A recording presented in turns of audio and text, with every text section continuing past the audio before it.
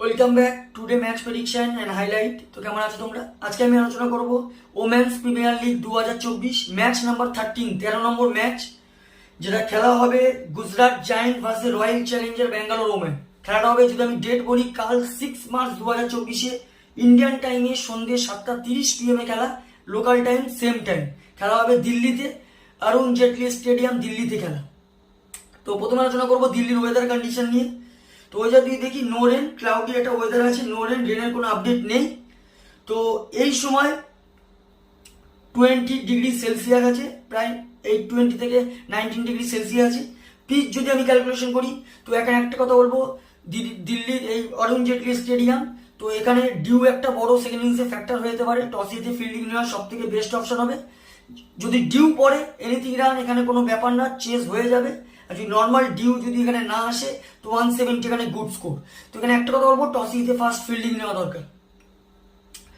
তো গুজরাট জায়েন্ট ওমেনের যদি আমি প্রেডিক্ট 11 দেখি, Laura Wolvaardt, Beth Mooney captain cum wicket keeper, Phoebe Litchfield, Ashleigh Gardner, Veda Krishnamurthy, Dayalan Hemalatha, Kathryn Bryce, Tanuja Kanwar, Tarannum Pathan, মেঘানা Singh, Mannat Kashyap.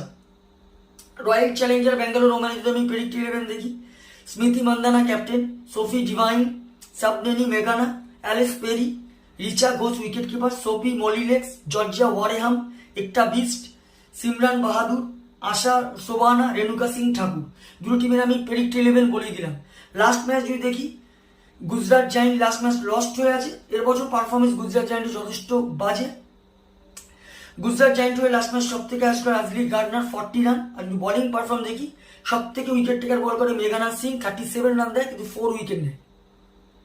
Royal Challenger Bangalore যদি লাস্ট ম্যাচ দেখি, last match royal Challenger Bangalore win হয়ে আছে। Royal Challenger Bangalore last match সব থেকে হাইস্ট বল স্মৃতি মান্দানা 80 রান। আর যদি বোলিং পারফর্ম দেখি, সব থেকে উইকেট টেকার ইকোনমিক বল করে সফি মনিলেস, 29 রান দিয়ে 2 উইকেট নেয়।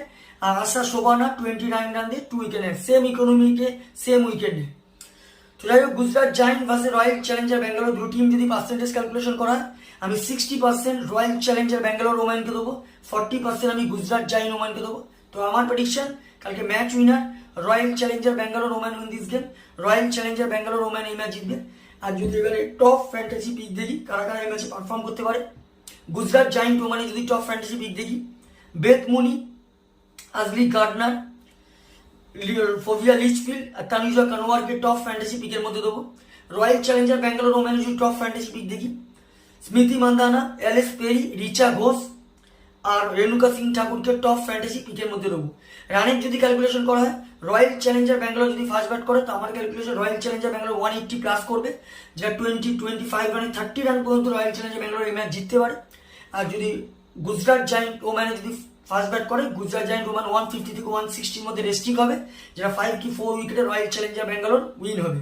তো ভিডিওটি ভালো লাগলে লাইক করো, শেয়ার করো, কমেন্ট করো আর সাবস্ক্রাইব করো। বাই।